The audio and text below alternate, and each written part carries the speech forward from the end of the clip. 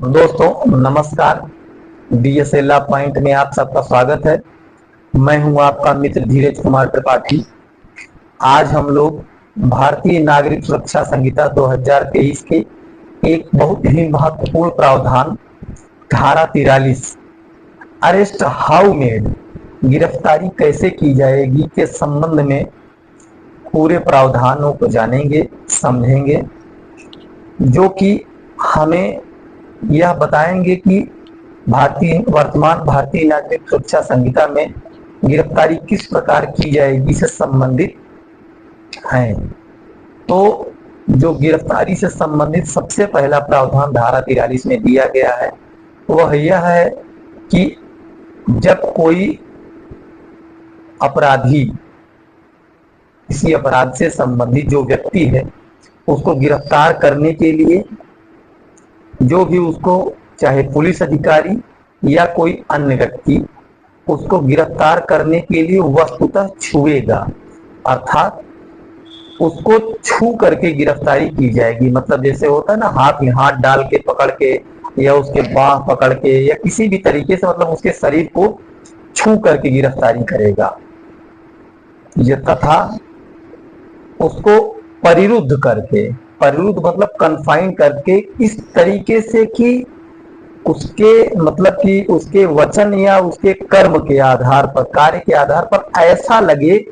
कि उसने अभिरक्षा स्वीकार कर ली है। मतलब कि आपने कहा मैं तुम्हें गिरफ्तार करता हूं, तो वो ऐसा हाव भाव प्रकट करे या वैसा कार्य करे जिससे ये आपको एहसास हो जाए कि उसने आपकी बात को मान लिया है और आपने जो कहा कि मैं तुम्हें गिरफ्तार करता हूं, आपकी अभिरक्षा को उसने स्वीकार कर लिया है। इस तरीके से उसे उसकी गिरफ्तारी की जाएगी। लेकिन यदि यही महिला से संबंधित है कि महिला किन कैसे गिरफ्तार की जाएगी, तो महिला को यदि कोई मौखिक इत्तला द्वारा की बात ये की जाती है कि आपको गिरफ्तार किया जाता है, तो ये उदाहरणा मानी जाएगी कि उसने बात स्वीकार कर ली है और वो आपको आपकी अपनी अभिरक्षा समर्पित कर दी है। लेकिन यदि वह भी जो है यह कहती है कि अगर महिला मतलब कि हम अभी गिरफ्तारी नहीं माने हैं, तो उसके भी शरीर को कोई महिला अधिकारी ही छू करके गिरफ्तारी करेगा, कोई अन्य व्यक्ति उसे भी गिरफ्तार नहीं कर पाएगा। मतलब जैसे कोई पुरुष अधिकारी उस महिला के हाथ को पकड़ करके या उसको छू करके गिरफ्तारी नहीं करेगा। अगर उसकी गिरफ्तारी छू करके करनी है, ऐसा प्रतीत हो रहा है, तो कोई महिला अधिकारी ही उस समय होगी जो कि उसे छू करके गिरफ्तार करेगी। अब इसके बाद आता है कि गिरफ्तारी तो ये लोग करेंगे, लेकिन अगर यदि गिरफ्तारी का कोई जो भी अधिकारी गया है गिरफ्तार करने, तो जिस व्यक्ति को गिरफ्तार करना है, यदि वह उसका बलात् प्रतिरोध करता है, बलात् प्रतिरोध मतलब कि पूरी पुरजोर तरीके से विरोध करता है, मतलब आप गिरफ्तारी करने गए, आपके ऊपर फायरिंग करने लगा या बहुत सारे लोगों के साथ में डंडा लेकर के और सब चीजों लेकर के खड़े हो गए कि नहीं भाई इसकी गिरफ्तारी नहीं की जाएगी,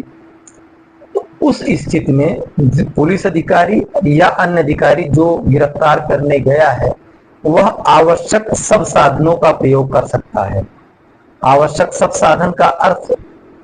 सामान्य भाषा में यह निकालते हैं पुलिस वाले, इसी को एनकाउंटर कहते हैं। किसी व्यक्ति का एनकाउंटर कर दिया गया। अब एनकाउंटर होता किन परिस्थितियों में है? पुलिस वाले जैसा बताते हैं कि हम लोग उसको पकड़ने गए, उसको गिरफ्तार करने गए, वो भागने लगा, भागने के बाद हम लोगों के ऊपर जवाबी फायरिंग करने लगा या कुछ ऐसा कार्य करने लगा जिससे कि हमें अपने जान को स्वयं जोखिम लगने लगा कि हमारी भी जान चली जा सकती है, ऐसी आशंका होती है। उस परिस्थिति में पुलिस वाले या अन्य अधिकारी उनको गोली मार देते हैं, कभी पैर पर मार देते हैं, कभी या फिर जो है उनको ऐसी जगह गोली लग जाती है कि उनकी हत्या हो जाती है। तो एनकाउंटर के माध्यम से अगर वो बलात् प्रतिरोध कर रहे हैं तो उनका इसमें जो है आवश्यक सब साधन का प्रयोग किया जा सकता है। अब इसमें एक महत्वपूर्ण प्रावधान ये जोड़ा गया है कि इसकी उपधारा 3 में जोड़ा गया है कि हथकड़ी भी किसी व्यक्ति को लगाई जा सकती है अपराध की प्रकृति और गंभीरता को देखते हुए। ऐसी भी गिरफ्तारी की जाएगी। तो गिरफ्तारी कैसे की जाएगी कि भाग में जो ये हैंडकफ का प्रावधान किया गया है ये पहले नहीं था, इसको नया जोड़ा गया है। इसके विषय में हम अभी जस्ट इसी के बाद पूरा ब्रीफ लेक्चर, एक छोटा वीडियो बनाएंगे हथकड़ी से संबंधित, उसमें आपको बताएंगे। लेकिन उपधारा 3 का जो ये प्रावधान है कि अपराध की प्रकृति और गंभीरता पर ध्यान देते हुए पुलिस अधिकारी या अन्य अधिकारी जो गिरफ्तार कर रहा है उसे गिरफ्तारी करते समय या न्यायालय के समक्ष ले जाते समय उसे हथकड़ी लगा सकता है। तथा जो बहुत ही अच्छा एक महत्वपूर्ण प्रावधान यह है कि यदि गिरफ्तारी जिसकी की जा रही है उस समय यदि उस व्यक्ति ने जो मृत्यु या आजीवन कारावास से दंडनीय ना हो, उस स्थिति में उस व्यक्ति की मृत्यु कारित नहीं की जाएगी। मतलब कि ऐसा कोई अपराध जैसे उसने चोरी का अपराध किया हो जिसमें 3 साल की सजा है, या मान लीजिए कि किसी के साथ छल किया हो, फिर आपराधिक दुर्विनियोग किया हो, या क्रिमिनल ब्रीच ऑफ ट्रस्ट किया हो, आपराधिक न्यासभंग किया हो, तो अगर इन सब अपराध को कारित किया है उस स्थिति में उसकी हत्या नहीं की जाएगी। हत्या उन्हीं स्थितियों में की जा सकती है जिनमें कि वह जिस व्यक्ति को गिरफ्तार करने गया है ऐसा अधिकारी, उसने कोई मृत्यु या आजीवन कारावास से दंडनीय जो अपराध है उनको कारित किया हो, तब ही जो है उसकी गिरफ्तारी मतलब कि उसकी हत्या कारित की जाएगी। और इसमें जो सबसे अंतिम प्रावधान है वह यह प्रावधान है कि कोई भी महिला कब गिरफ्तार की जाएगी और कब नहीं गिरफ्तार की जाएगी। तो यहाँ पर यह है कि असाधारण परिस्थितियां अगर हैं तो उनको छोड़ करके, तो असाधारण परिस्थितियों के सिवाय कोई भी महिला सूर्यास्त होने के बाद और सूर्योदय होने के पूर्व गिरफ्तार नहीं की जाएगी। और यदि उसे गिरफ्तार करना भी है कि कोई ऐसी असाधारण परिस्थिति विद्यमान हो ही गई है कि नहीं उसको गिरफ्तार करना है, तो कोई महिला अधिकारी लिखित में रिपोर्ट बनाएगी कि ऐसी महिला अधिकारी की रात में गिरफ्तारी करनी है। तब उस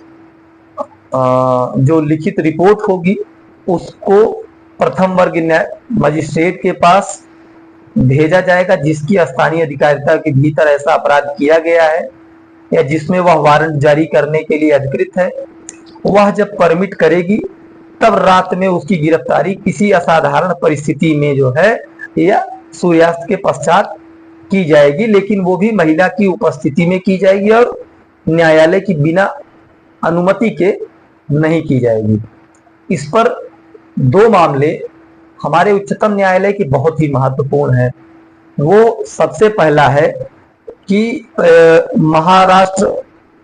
राज्य बनाम Christian community welfare council 2004 supreme court, तथा दूसरा मामला है राजकुमारी बनाम एसएचओ नोएडा 2003 सुप्रीम कोर्ट। ये 2 मामला ऐसा डिसाइड किया गया जिसमें ये कहा गया कि एक पुरुष व्यक्ति भी आवश्यक परिस्थितियों में किसी स्त्री को दिन में गिरफ्तार कर सकता है। तो इस मामले में कहा क्या गया, कहा यह गया कि यदि आवश्यक है, हम बता देते हैं इसमें बढ़ के, कि यदि महिला सिपाही की उपस्थिति उपलब्ध संभव नहीं हो सकती है कि जहां पर ऐसी महिला की गिरफ्तारी की जानी है, तो वहां पर कोई महिला पुलिस अधिकारी की उपस्थिति जो है संभव नहीं है और गिरफ्तारी में विलंब हो सकता है और अन्वेषण के क्रम को बाधित किया जा सकता है, तो कोई पुरुष पुलिस अधिकारी भी किसी स्त्री की गिरफ्तारी दिन में कर सकता है। ये 2 मामले जो महाराष्ट्र राज्य बनाम Christian community welfare council 2004 supreme court तथा राजकुमारी बनाम एसएचओ नोएडा 2003 सुप्रीम कोर्ट के मामले में माननीय न्यायालय ने डिसाइड किया, वो अपने मामले में यह निर्धारित किया था। तो हम लोगों ने आज गिरफ्तारी कैसे की जाएगी, महिला के मामलों में क्या प्रावधान है और पुरुष के मामले में क्या प्रावधान है, इसके विषय में पढ़ा। हम अपने अगले वीडियो में पढ़ेंगे गिरफ्तारी कैसे की जाएगी के तहत क्या किसी व्यक्ति को भारतीय नागरिक सुरक्षा संहिता में यह प्रावधानित किया गया है कि हथकड़ी किसको लगाई जाएगी, किन परिस्थितियों में लगाई जाएगी, किन अपराधों में लगाई जाएगी, क्या ये प्रावधान दंड प्रक्रिया संहिता 1973 में थे या नहीं थे, किस जजमेंट के तहत न्यायालय ने कहा कि हथकड़ी किन परिस्थिति में लगाए किसी व्यक्ति के हाथ पर लगाई जा सकती है, इसके हम अगले वीडियो में देखेंगे। देखने के लिए हमारा अगला वीडियो हमारे चैनल से जुड़े रहें DSA लॉ पॉइंट में। मैं हूं आपका मित्र धीरज कुमार त्रिपाठी। धन्यवाद।